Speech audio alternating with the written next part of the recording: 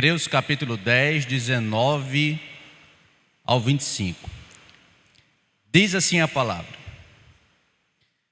Tendo, pois, irmãos, intrepidez para entrar no Santo dos Santos pelo sangue de Jesus, pelo novo e vivo caminho que Ele nos consagrou pelo véu, isto é, pela sua carne, e tendo grande sacerdote sobre a casa de Deus, aproximemo-nos com sincero coração, em plena certeza de fé, tendo o coração purificado e de má consciência e lavado o corpo com água pura. Guardemos firme a confissão da esperança sem vacilar, pois quem fez a promessa é fiel. Consideremo-nos também uns aos outros, para nos estimularmos ao amor e às boas obras. Não deixemos de congregar-nos, como é costume de alguns. Antes, façamos admoestações, e tanto mais quanto vedes que o dia se aproxima. Até aqui. Nós temos uma temática para esta mensagem: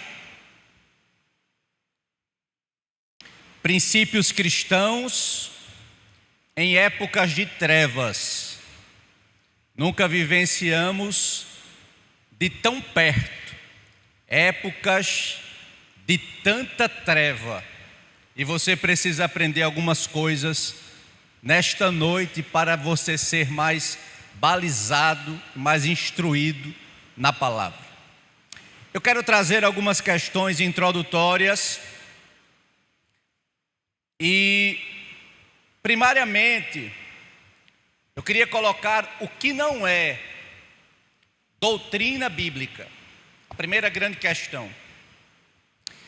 A primeira grande questão nos leva ao entendimento de que doutrina bíblica não se trata de a normatização de usos e costumes. Doutrina bíblica não é um conjunto de regra e de norma acerca de usos e costumes, ou seja, tradições, sejam elas de cunho cultural, sejam elas de cunho religioso, comportamental, ou seja, práticas humanas, do pensamento humano, não é? Regras que perpassam o uso de vestes, a forma que nós nos vestimos, por exemplo, a forma com que estruturamos a igreja, não é? De Deus na terra. Isso é, obviamente, que dá aqui um leque, não é? Para abrirmos uma pregação sobre cosmovisão cristã. Mas eu não tenho tempo para dialogar sobre uma cosmovisão cristã ampla. Mas eu consigo resumir que doutrina bíblica também não é a interpretação de um texto isolado.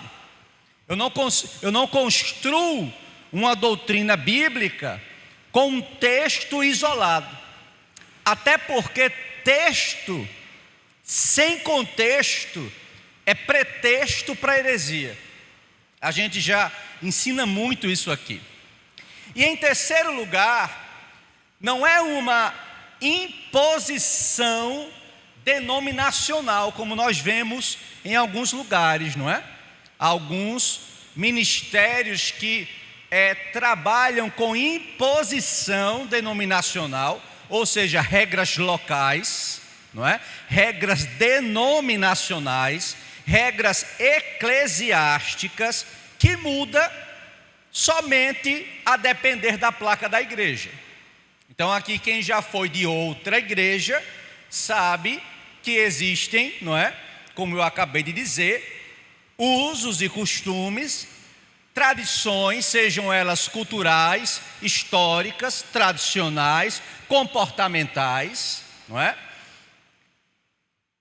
Construídas e organizadas a partir de uma ótica humana e não divina. É por isso que nós temos que ter cuidado.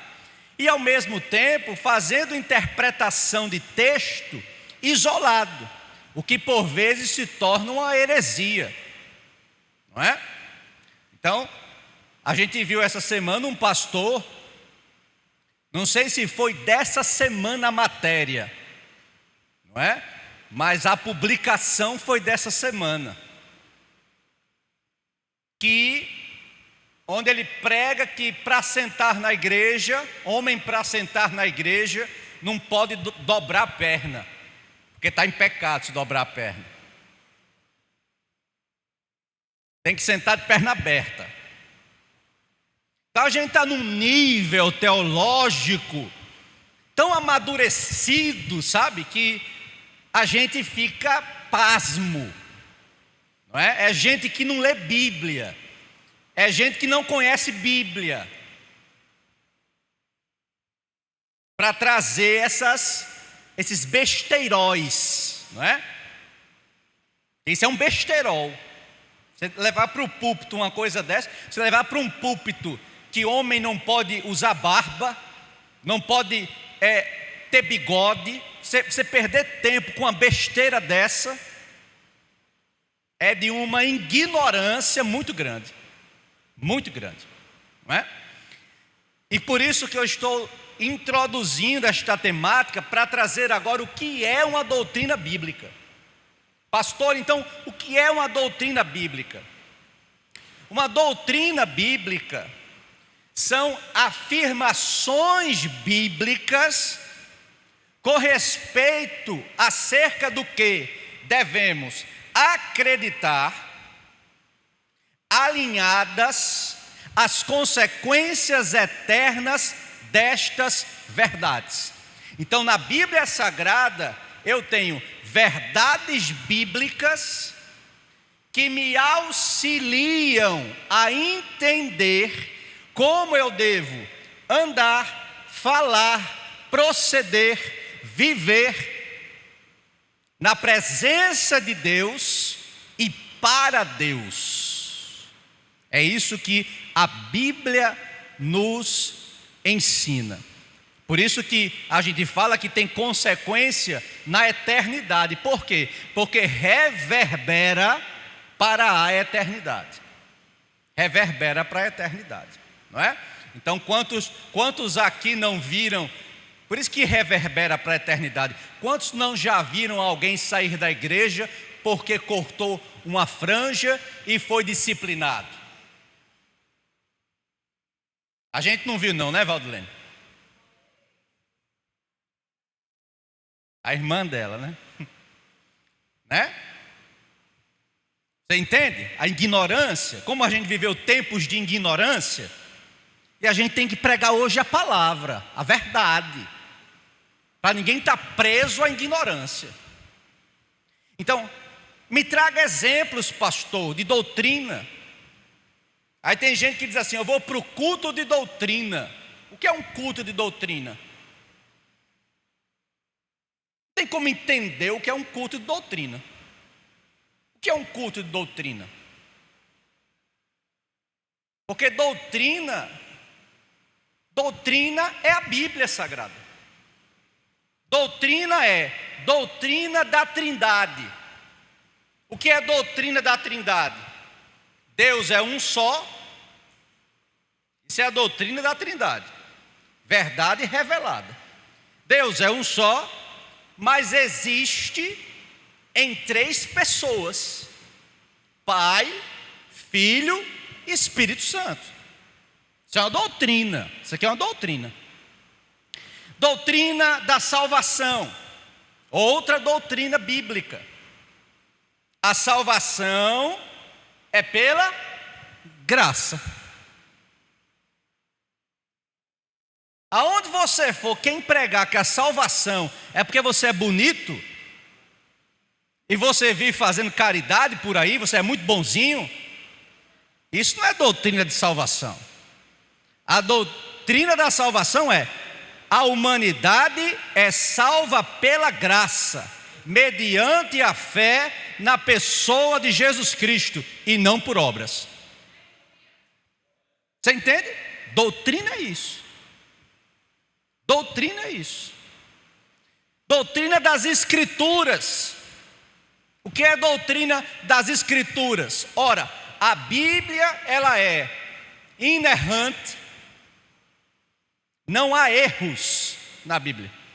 Ela é inerrante. A Bíblia não contém. Ela é a palavra de Deus. Ela não contém, ela é a palavra de Deus. A Bíblia é inspirada por Deus. A Bíblia é suficiente. A Bíblia, ela é autoritativa. Por que ela é autoritativa? Para questões de fé e prática. Porque ela é o meu manual. O manual do crente é a Bíblia. Quer entender sobre namoro? Bíblia. Quer entender sobre questões de trabalho? Bíblia. Quer entender sobre ética? Bíblia. Questões sobre sexualidade? Bíblia.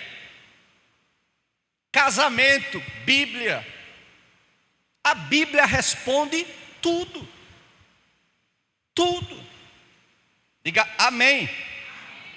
Então, atualmente,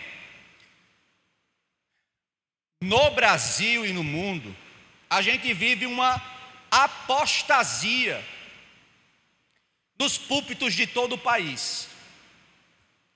De todo o país. No campo da hermenêutica, as fragilidades, não é? São no campo da hermenêutica, no campo da exegese.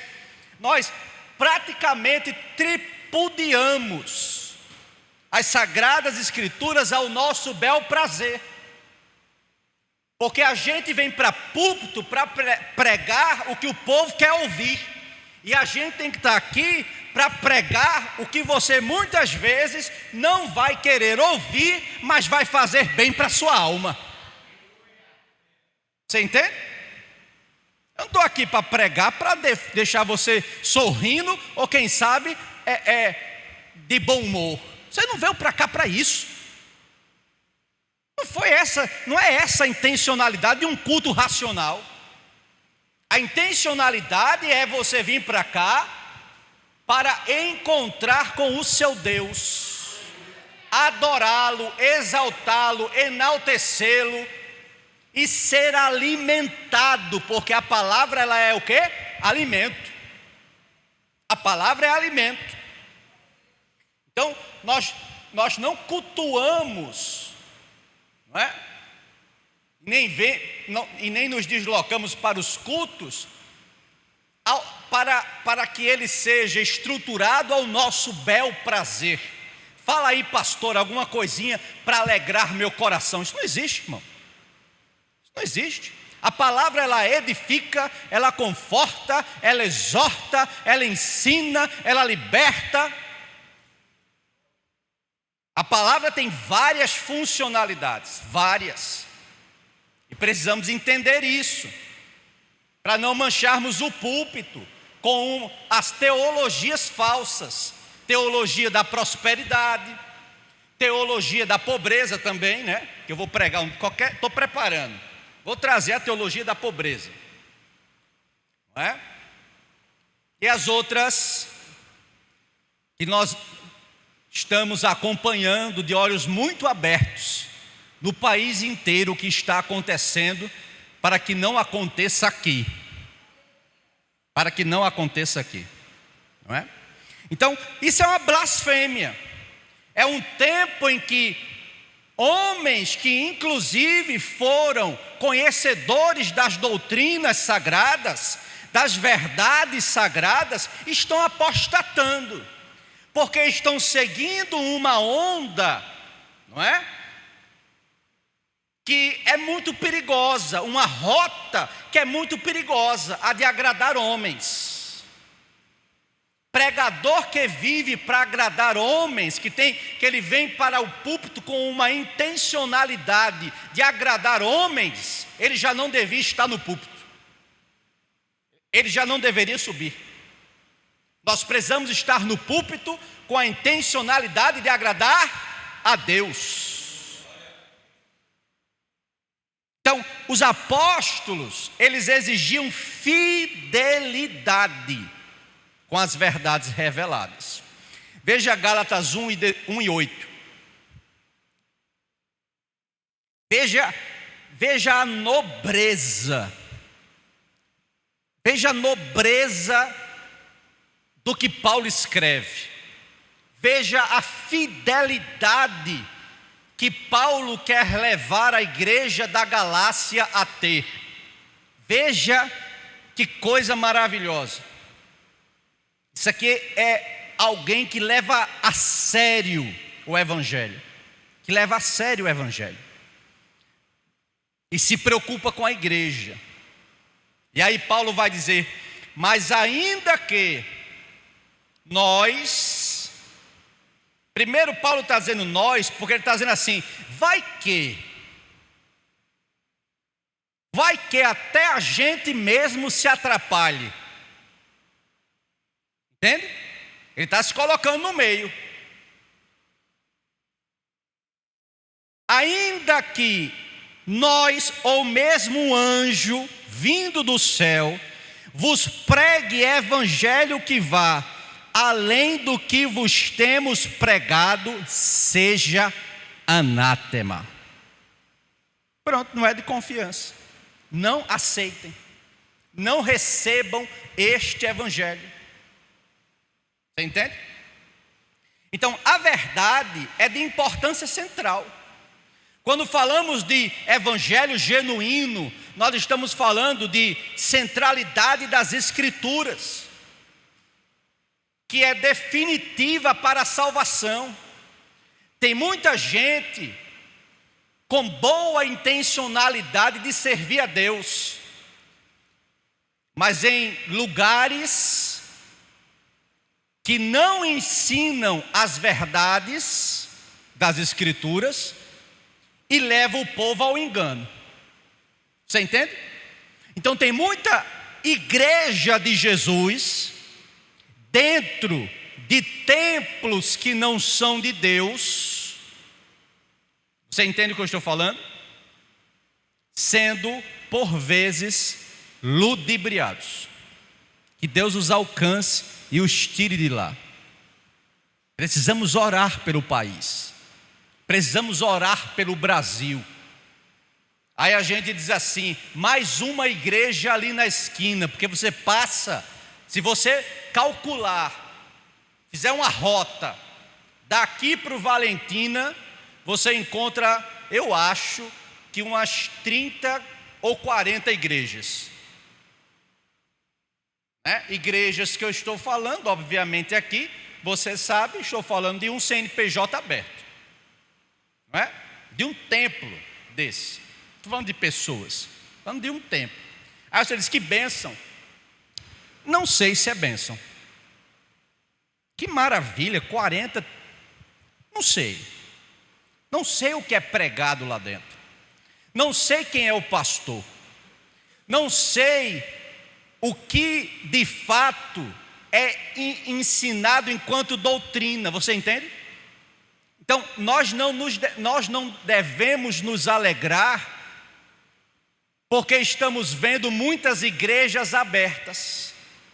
Nós devemos nos alegrar com as igrejas abertas e que pregam o verdadeiro evangelho. Aí nós devemos nos alegrar.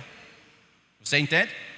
Então, negar a verdade, ainda que aparentemente com as melhores intenções, esse é o problema, não é? Às vezes a gente tem a intenção, mas a gente não sai daquele lugar que não me faz bem, aquele lugar que não ensina a palavra. E tem gente que se desloca para o lugar que ensina a palavra e não consegue compreender que este é o lugar saudável, e volta para o lugar, não é? que não é saudável. Você entende? Por isso que tem tanta gente que vai, que vem, que vai, que vem, que vai, que vem. Por que, pastor, tem tanta gente que se desloca de um canto para o outro? É porque as pessoas, elas querem um evangelho diluído. As pessoas querem um evangelho e um Deus ao seu bel prazer. Você entende? Eles não querem o Deus das bênçãos, eles querem as bênçãos de Deus. E só. E só. Você entende? Então isso é rebeldia. Isso é caminhar para a condenação. Isso não é caminhar para o céu. Porque o caminho para o céu, ele é o quê? Estreito. Ele é estreito, ele é pequeno. E tem um hino que diz: no céu não entra pecado.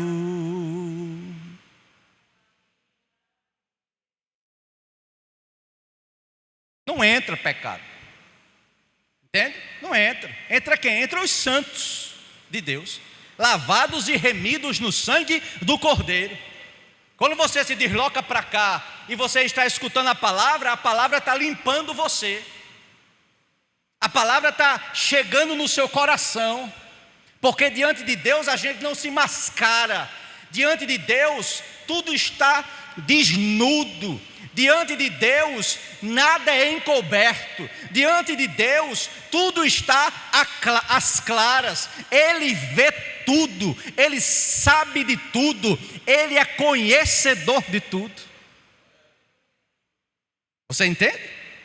E por isso que um culto como esse é para mexer mesmo com você. É para deixar você com um sentimento de: Senhor, me faça mais crente. Me faça mais convertido, ainda não sou. Aleluia. Mas vamos passar das questões introdutórias para os versículos que nós lemos. Versículo 19, Hebreus 10, 19.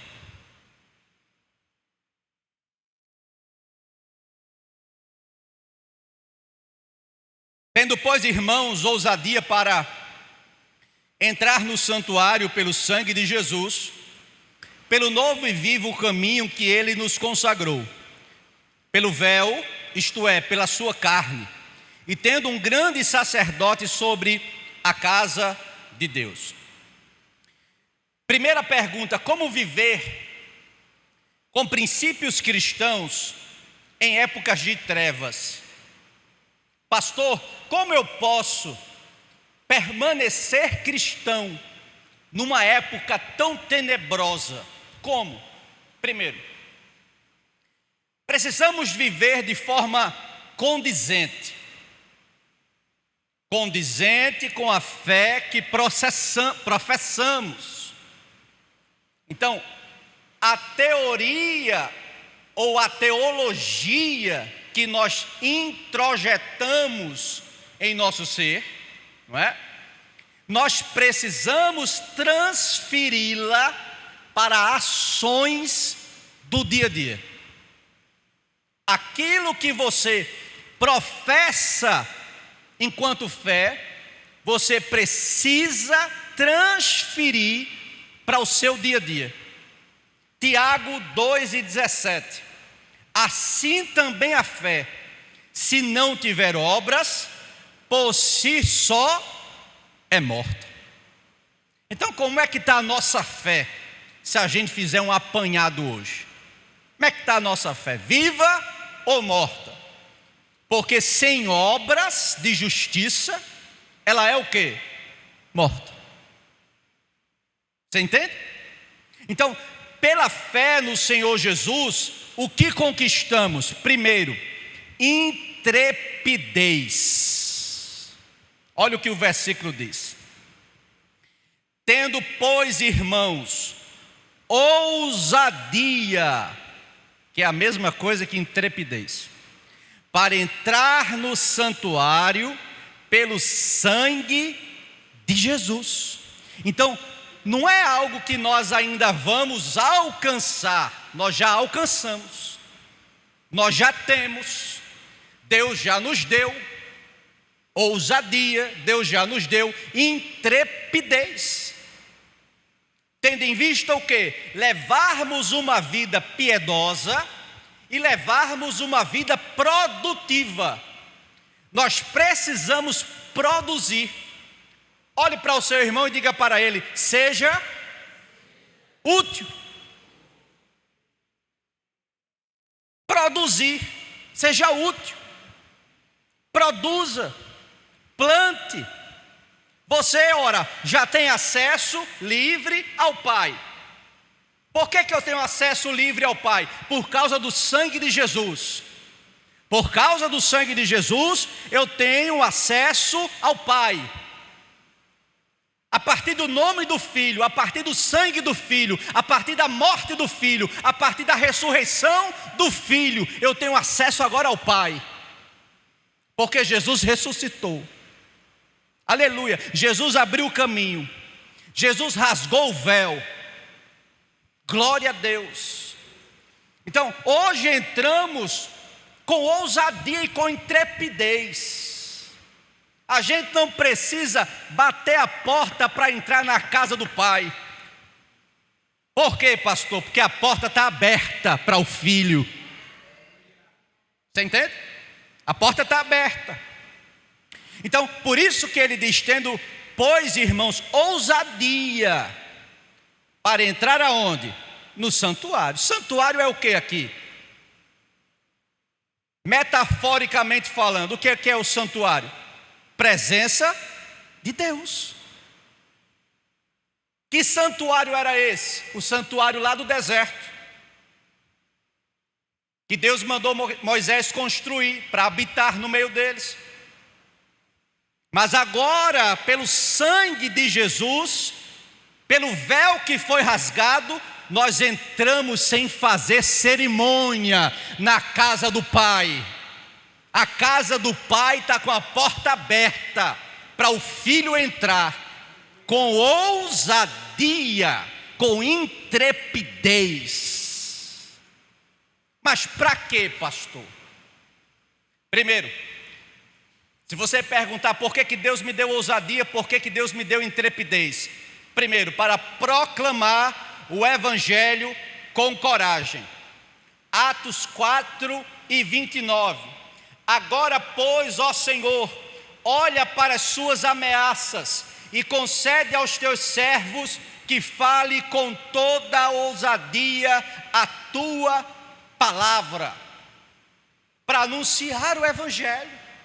Veja a oração que se faz ainda na igreja primitiva. O que é que eles estão pedindo? Estão pedindo ousadia contra os inimigos para que se pregue a palavra. Segundo lugar, enfrentar desafios e enfrentar sofrimentos com fé. 2 Timóteo 1:7. Porque Deus não nos deu, olha aí, você que está enfrentando desafio e sofrimento, enfrente os desafios e sofrimentos com fé. Olha o que Paulo escreveu para Timóteo: porque Deus não nos deu espírito de covardia. Nós não somos covardes. Deus nos deu espírito de poder, de amor e de moderação. Terceiro, resgatar outros do engano e do pecado. Para isso Deus deu ousadia para você. Para isso Deus deu intrepidez a você. Veja o que está escrito em Judas 1:23. E salvai alguns, arrebatando-os do fogo, e tende de outros misericórdia com temor. Olha a ordem: salvai alguns, arrebatando-os de onde? Do fogo do inferno. Amém? Para isso Deus te deu ousadia e intrepidez, para proclamar o Evangelho, para enfrentar desafios e sofrimentos e para resgatar outros do engano e do pecado. Então, em primeiro lugar, Deus nos deu intrepidez. Assim nós conseguimos viver em épocas de treva, não é? Com intrepidez. Mas Deus nos deu também segurança. Não só intrepidez, mas segurança. A segurança aqui está atrelada e vinculada à pessoa de Jesus.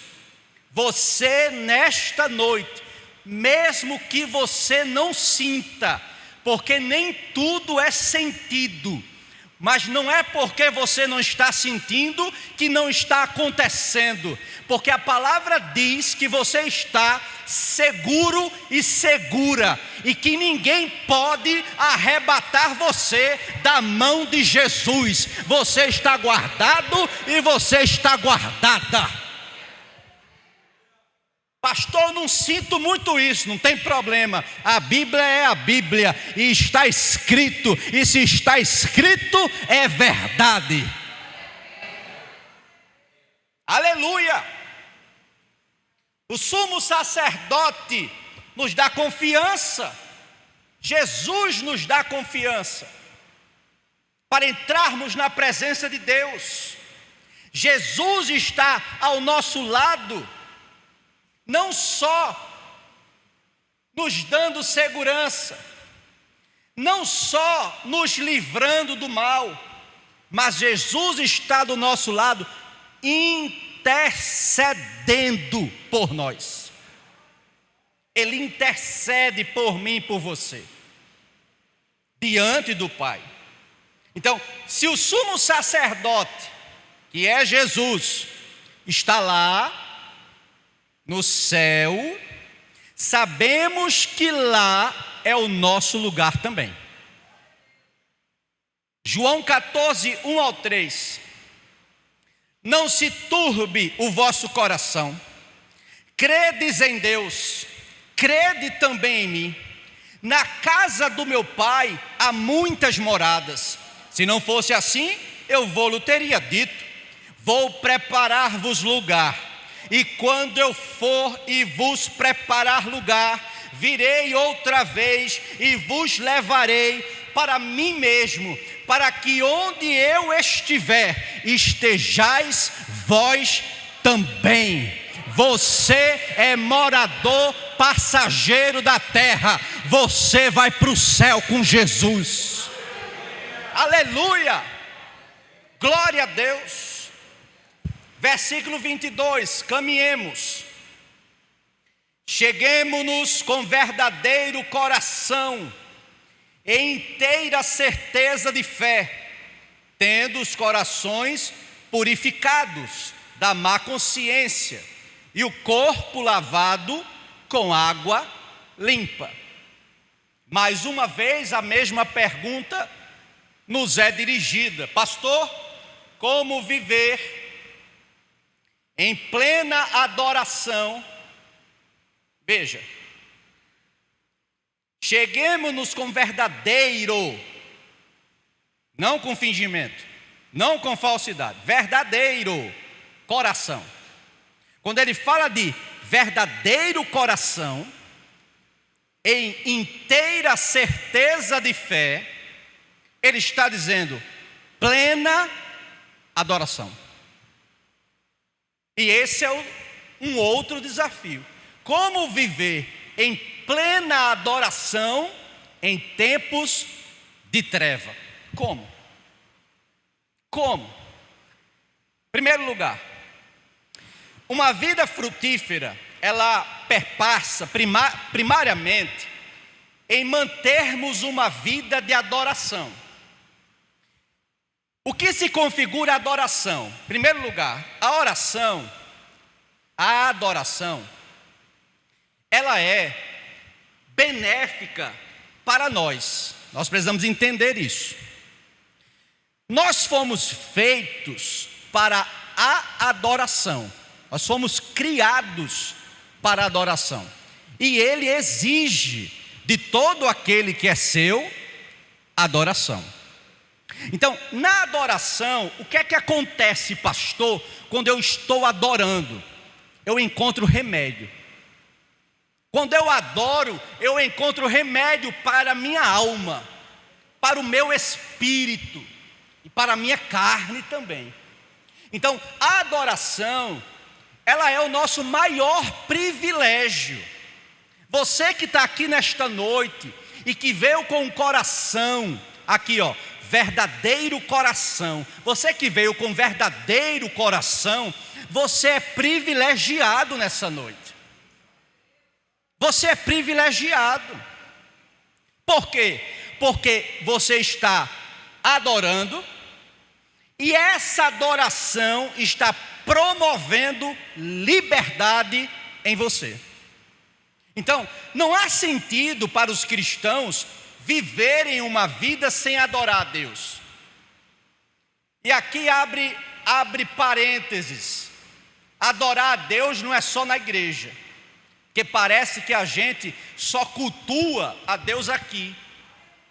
Parece que a gente só adora a Deus aqui. E eu quero lhe dizer que a adoração e o culto que nós prestamos a Deus não precisa mais de templos. Não é que eu estou dizendo para você não congregue, não me confunda mal, mas não é necessariamente um templo que me permite adorá-lo. Eu adoro em casa, eu adoro no trabalho, eu adoro na faculdade, eu adoro passando cheque e depois pagando, eu adoro, aleluia, não furtando nada de ninguém, eu adoro sendo honesto, eu adoro sendo um bom pai, eu adoro sendo uma boa mãe, eu adoro dessa forma. A adoração, ela transcende este lugar, entende? Ela transcende este lugar. Então, pastor, como adorar a Deus? Primeiro lugar, ore. Tenha uma vida de oração. Pastor, eu até que eu quero, mas eu estou tão cansado. Ore cansado. Pastor, até que eu tento, mas por vezes nem palavra sai. Ajoelha e diz para o pai: pai, eu estou aqui. Pastor, às vezes só sai lágrima. Ele recolhe e ele as interpreta. Aleluia. Comunique-se com o seu Deus. Deus é um Deus de comunicação. Deus é um Deus de relacionamento. 1 Tessalonicenses 5:17. Orai sem cessar. Segundo lugar, como é que eu posso, pastor, adorar a Deus? Primeiro, ore. Segundo, louvor e adoração com cânticos. Quem em casa não já se pegou? Mais grato a ti, mais grato a ti. A igreja.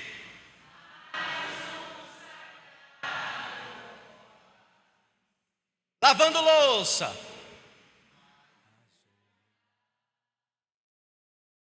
Lavando o banheiro. Apanhando o mato. Ajeitando a loja. Você entende? Aleluia. Salmo 96:2. Cantai ao Senhor. Bendizei o seu nome. Proclamai a sua salvação dia após dia. Terceiro lugar, primeiro, ore. Segundo, cante ao Senhor. Terceiro, mergulhe nas escrituras sagradas. Medita nesta palavra de dia e de noite. Leia a Bíblia, devore a Bíblia, apaixone-se pela Bíblia. A Bíblia é a palavra de Deus. Alimente-se com alimento espiritual, que vem da palavra. Aleluia. Não tem outra rota, outro escape, outro caminho, a não ser a palavra. A palavra de Deus. Quarto lugar, mantenha-se em serviço. Um bom soldado alistado, ele mantém-se no serviço. Seja produtivo, envolva-se, produza bons frutos, e bons frutos de arrependimento. Aleluia. Tem gente que se envolve em tudo.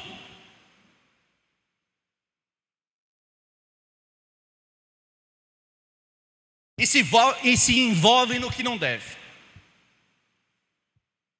Tem tanta coisa para se envolver na igreja, mas para ele e para ela é melhor se envolver na fofoca, é melhor se envolver na contenda, é melhor se envolver cuidando da vida dos outros. Meu irmão, isso é improdutivo.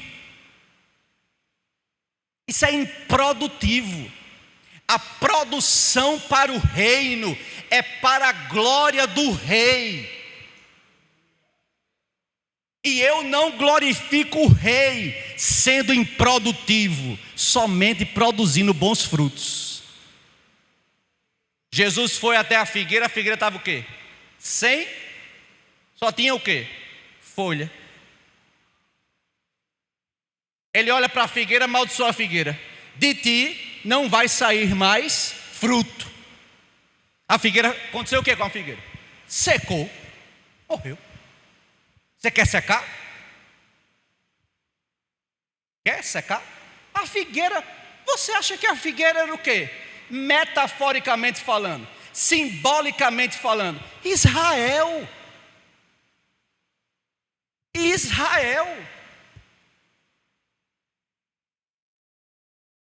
Você é o Israel de Deus. Você precisa produzir, senão você seca, murcha, morre. E Deus te quer vivo, Deus te quer viva. Por isso que Ele está nos falando desta forma nessa noite. Primeiro lugar, ore. Segundo lugar, louve a Deus. Terceiro lugar, medite nas Escrituras Sagradas. Quarto lugar, mantenha-se em serviço, produtivo. Quinto lugar, obedeça a Deus. Obedeça a seu Deus. Não entristeçais o Espírito Santo. Acorde pela manhã e envolva-se com Ele.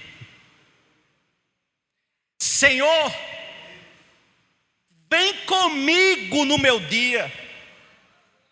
Não é o contrário, porque tem gente que está fabricando agenda e colocando Deus na agenda dele. Eu quero lhe dizer que você está enganado. Deus não vai se introduzir na sua agenda. Você tem que acordar de manhã e dizer: Deus, faz a minha agenda, porque eu quero caminhar contigo.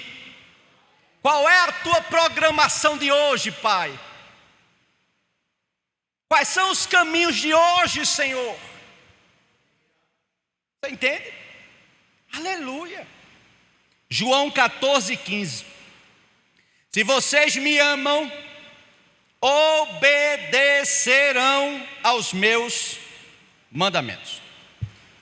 E aqui eu quero abrir um parênteses para lhe dizer que o versículo 22, quando ele fala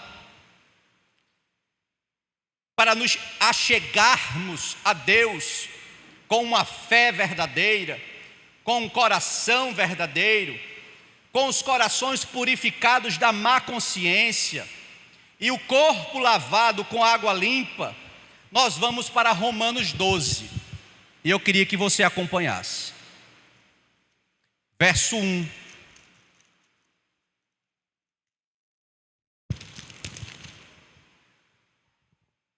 Veja o que o apóstolo Paulo escreve. Rogo-vos, pois, irmãos, pelas misericórdias de Deus, que apresenteis o vosso corpo por sacrifício vivo, santo e agradável a Deus, que é o vosso culto racional. E por que não dizer culto racional e culto diário?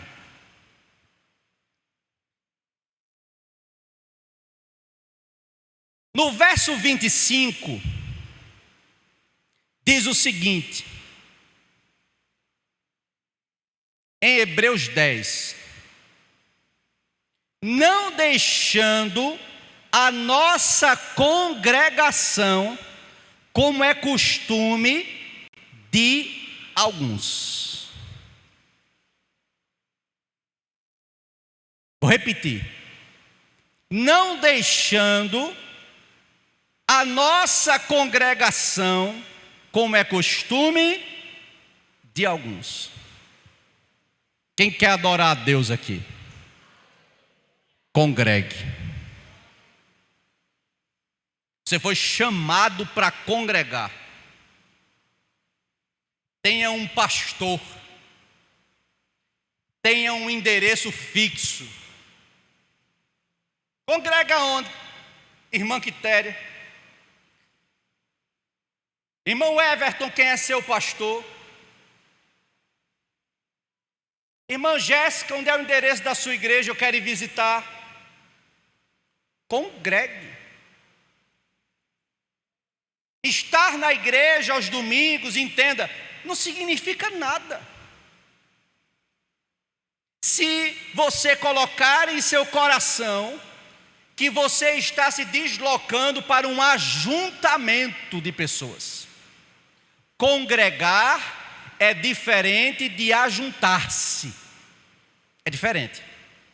Eu não venho para um ajuntamento, eu venho para uma celebração a Deus. Eu não venho assistir o culto, eu venho participar do culto. Você entende? Existe uma motivação. Então aprenda a não se deslocar para cá para ver apenas paredes, pessoas, se está frio, se está calor, se está vento, se tem pastor, se não tem pastor, quem é o cantor. Aprenda a estar nesse lugar enxergando Deus.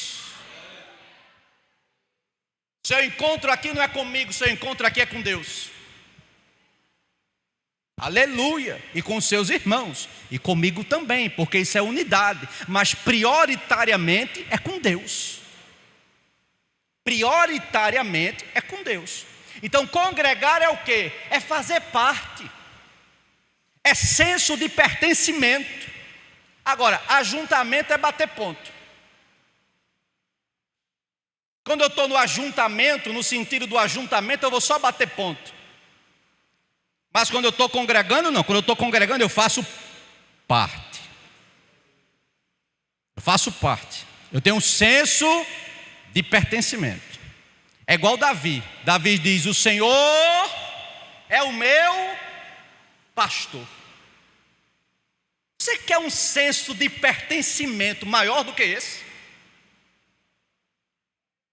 Você quer um senso de pertencimento maior do que esse? Do que o Salmo 23. Davi, de forma particular, ele está dizendo: eu sou ovelha e eu tenho um pastor. Pertencimento. E Davi está tão seguro que esse pastor é o Senhor, que ele diz: nada me faltará. No original, de nada terei falta. É por isso que crente é chamado de doido. Está na luta, está na prova, foi traído pelo marido, foi deixada, está amargurada, está depressiva, está ansiosa, mas está dando glória a Deus. Crente é um ser a ser estudado pela NASA, não é? Porque o que nos movimenta na vida, isso é o verdadeiro crente, não é? O verdadeiro crente, o que nos movimenta é o Espírito Santo de Deus. A gente abre as portas dos armários, tudo vazio, a gente começa a cantar. Quem olha uma coisa dessa diz: é doido, bateu cabeça. Olha para a planilha do Excel, só tem boleto para pagar, mas está dando glória. É claro que alguns foi você mesmo que fez, não é? Né? Você exagerou, não foi? Mas outros é aqueles corriqueiros, né? Que a gente tem que pagar água, luz, né? Uma internet. Olhe para mim. Deus vai prover. Tranquiliza teu coração. Deus vai prover. Ele é o Deus que cria onde não tem nada, absolutamente nada. E Ele faz trazer a existência somente para te dar vitória. Se eu fosse você, eu aplaudia Jesus nesta noite, porque Ele é o Deus Jeová Jireh, o Senhor provedor. Estou preocupado, estou preocupada. Fica tranquilo, fica tranquila. Ele está no controle de todas as coisas, de absolutamente tudo. Tudo. Versículo 23. Retenhamos firmes a confissão da nossa esperança. Olha aqui. Porque fiel é o que prometeu. Você acha que você está debaixo de promessa de homem? O homem falha, o homem erra. O homem diz que vai fazer e não faz. O homem promete, mas não cumpre. Mas Deus não é homem para que minta, nem filho do homem para que se arrependa.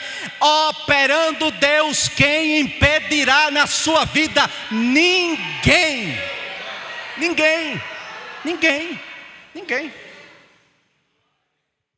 Aleluia.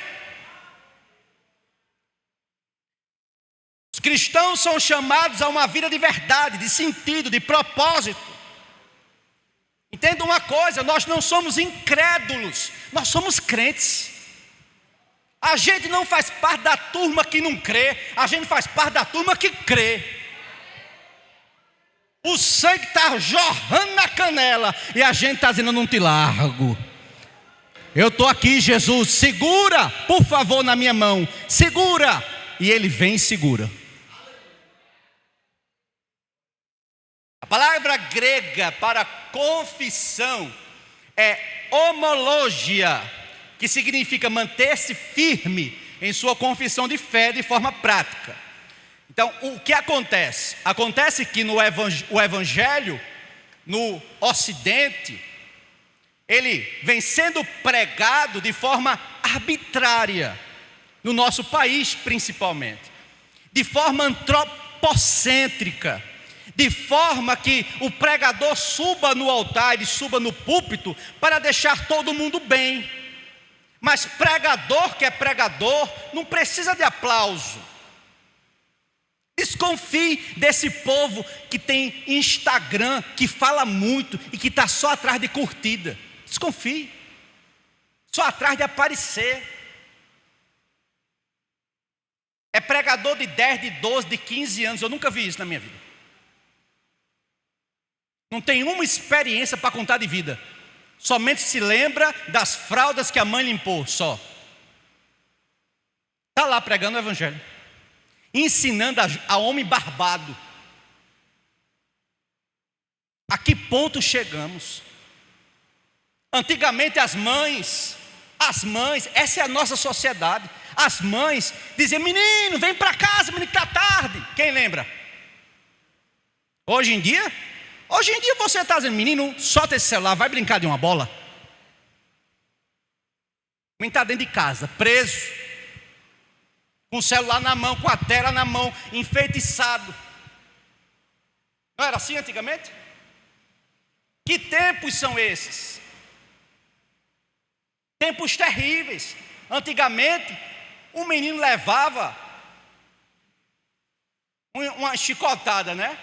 Com umas rosas espinheiras, não era? Tudinho está vivo, nenhum morreu. Você perguntar quem foi que morreu de pé, ninguém morreu, está tudo vivo. Está tudo vivo. Mas hoje em dia os pais, é uma super, hiper proteção, não é? Que não prepara ninguém para a vida. Não prepara ninguém para viver, porque a vida não é fácil. A vida é difícil. Jesus te trouxe aqui para te lembrar isso nessa noite. A vida é dura, a vida é difícil. Agora, eu estou contigo, rapaz. Eu não largo a tua mão, não. E mesmo na tua infidelidade, eu permaneço fiel, porque eu sou o que sou. Irmão, isso é um Deus tremendo. Isso é um Deus tremendo. Então, custe o que custar. Custe o que custar. A gente estava vendo adolescentes dando de cara a tapa na professora. Eu sou de uma época da professora Socorro. Quando a professora Socorro vinha andando no pátio do colégio, que era a aula dela, você não falava na aula, você mal respirava. Era uma época pandêmica. Só que a gente que não entendia. A gente usava uma máscara, sabe? Invisível. Que não podia dizer um ai. Hoje em dia, essa geração mimada quer bater na cara do professor. Agora, quem é que não educa? Quem é que não educa, irmão? Os pais que não educam. E a gente quer terceirizar. A gente não pode terceirizar. É nossa responsabilidade. Porque esse menino não aprende nada. Que tipo de escola é essa? Quanto tempo ele passa no celular? Quanto tempo passa no celular? Vai aprender nunca. Me desculpe, não vai aprender. Você não bota ordem na sua casa? Você não bota ordem na sua casa? Tem que botar ordem na sua casa. Estamos em tempos de trevas. O mundo jaz no maligno. E você tem que defender a sua casa. Você tem que defender os seus filhos. Aleluia. Glória a Deus. Viva na verdade, custe o que custar. Viva na verdade. Aleluia. Versículo 24 e 25 para nós concluirmos.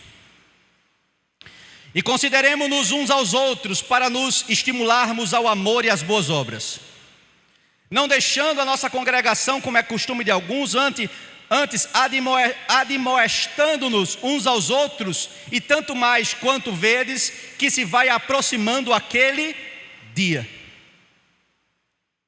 Nós vimos que uma vida frutífera perpassa primariamente em mantermos uma vida de adoração. Nós vimos que uma vida frutífera se configura em vivermos na verdade. E agora os versículos 24 e 25 diz que uma vida frutífera se configura em vivermos uma vida em comunidade. Em comunidade.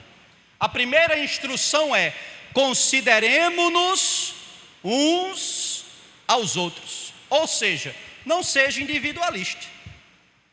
É isso que a palavra está dizendo. Preocupe-se com os crentes da sua comunidade, com os seus irmãos da fé. Gálatas 6:2: levai as cargas uns dos outros, e assim cumprireis a lei de Cristo. Em primeiro lugar, não seja individualista. Segundo, trate os outros. Porque quando a gente diz assim, vamos fazer uma campanha para a gente arrecadar roupa, alimento, algum eletrodoméstico, é uma vergonha. Aqui não, graças a Deus, e eu digo de verdade, porque fizemos aqui uma arrecadação top. IBM Geisel botou quente. A segunda vai ser melhor ainda. A gente veio para cá, até eu passei roupa aqui. Passei roupa, não foi, Irã? Irã é minha testemunha fiel. Minha esposa também, que não me deixa mentir. Não foi, Kaline? Passamos roupa, botamos, dobramos, botamos no saco. Está tudo lá em cima, vamos fazer uma doação. Aleluia. Agora, quando a Bíblia diz, consideremos-nos uns aos outros, a Bíblia está dizendo, trate ao outro como você gostaria de ser tratado. Isso é empatia. Mateus 7,12. Portanto, tudo o que vós quereis que os homens vos façam, fazei-lo também vós, porque esta é a lei e os profetas. O que é que você quer para você? Um ventilador sem hélice? Uma geladeira sem motor? Um tênis sem cadastro? Uma blusa social sem botão? É o que você quer para você? Então, o que você quer para você, a gente não está dizendo aqui que algo usado não pode ser doado, pode. Agora, isto que eu estou doando serviria perfeitamente para mim ainda. Você entende? Ainda serviria para mim. Eu estou abrindo mão para o outro, porque eu vivo conforme a palavra. Consideremos-nos uns aos outros. Terceiro, aprenda a ouvir.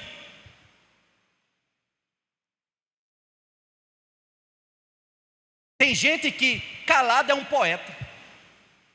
Aprenda a ouvir. Aleluia. Aprenda a perder o seu direito. Tem hora que você vai ter que perder o direito para ter paz. Tiago 1,19. Portanto, meus amados irmãos, todo homem seja pronto para ouvir, tardio para falar, tardio para se irar. Aleluia. Essa é a primeira instrução. Consideremos-nos uns aos outros. Não seja individualista. Trate os outros como você gostaria de ser tratado. E aprenda a ouvir, a perder o seu direito e a andar na santa paz do Senhor. A segunda instrução é para nos estimularmos, veja, ao amor e às boas obras. Olha o que o versículo diz. Versículo 24. E consideremos-nos uns aos outros para nos estimularmos ao amor e às boas obras. Quando eu considero o outro, eu estou fazendo um exercício, eu estou me estimulando para quê? Para o amor e para as boas obras. Eu estou me estimulando. Então, viver em comunidade é nos ocuparmos com o reino de Deus, não é? De tal forma que nos amparemos nele coletivamente. Então, o que é que eu tenho que pensar? Por exemplo, alguém está em dúvida da fé?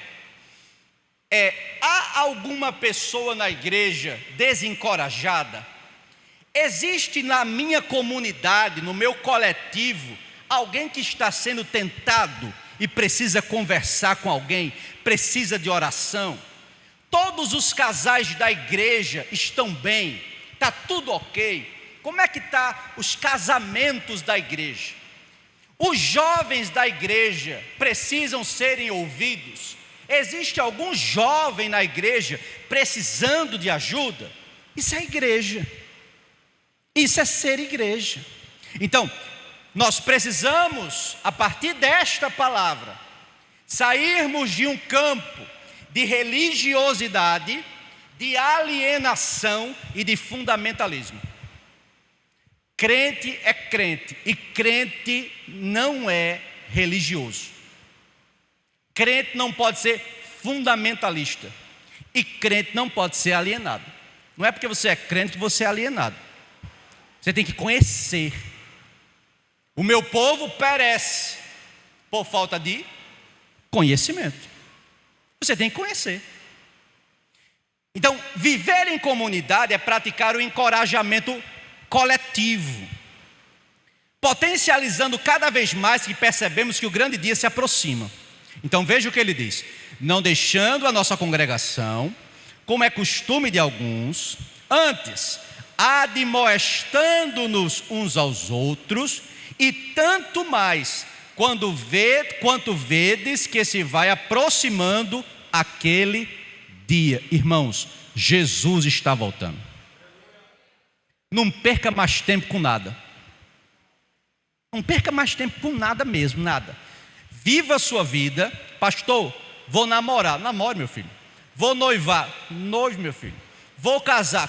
Case, meu filho. Vou ter mais menino. Tenha, meu filho. Pode ter, se você quer, pode ter. Faça a conta, pague conta, trabalhe, estude, aprenda mais. Quer ser teólogo, vá ser. Quer ser, entende? A vida está continuando. Agora, acorde todos os dias, lembrando-se que aquele que foi, um dia voltará. E a noiva tem que estar o quê? Vigilante. A noiva tem que estar vigilante, porque o noivo está prestes a vir. Então, esse encorajamento, não é? Ele requer renúncia. É carregar os fardos dos irmãos de forma coletiva. Isso significa orar uns com os outros, dar a sua companhia, passar tempo com alguém, empresta teu telefone para alguém. Não no sentido literal, não é? Mas no sentido de você conversar com alguém. Será que tem alguém precisando de uma palavra? Alguém precisando de um versículo? Alguém precisando de um telefonema? Só para dizer assim: rapaz, me senti cuidado. Às vezes, um abraço é o que está faltando. Um abraço é o que está faltando. E às vezes a gente passa, nem a paz do Senhor a gente dá, não é? Encontra nos lugares, vira direita, nem olha, não é? Perdeu a oportunidade de dar um abraço. Aqui é a igreja do abraço, né? Vocês sabem que a gente só dá 10 abraços antes de todo mundo ir para casa, mas tudo bem, 20 apertadas de mãos, não é? E 30 a Deus antes de ir para casa. Graças a Deus, não é? Então, amplie sua visão. Jesus está voltando. Sejamos sensatos, sejamos proativos. Agora, uma proatividade em prol do reino de Deus. Sabe o que é proatividade? Proatividade é você saber o que é necessário fazer e fazer sem ninguém mandar. No reino tem que ser assim. Você não já sabe o que tem que fazer? Por que alguém tem que chegar e mandar você fazer? Por quê? Por que o que você tem que fazer alguém tem que ver? Não precisa. A melhor coisa do mundo, o lugar mais delicioso que existe na terra, é o secreto com Deus. Não tem lugar melhor. Só tem você e Deus. Deus e você. Amém? Então você não já sabe o que tem que fazer? Faça. Não espere o pastor mandar. Não espere tapinha nas costas. Não espere um muito bem. Não é? Que pregação maravilhosa. Não é? Faça para Deus. Que Ele do céu tudo vê. Não é, Irã e Valdilene? Tudo vê. Tudo sabe. Tudo conhece. Não é? Que Deus lindo. Fique de pé.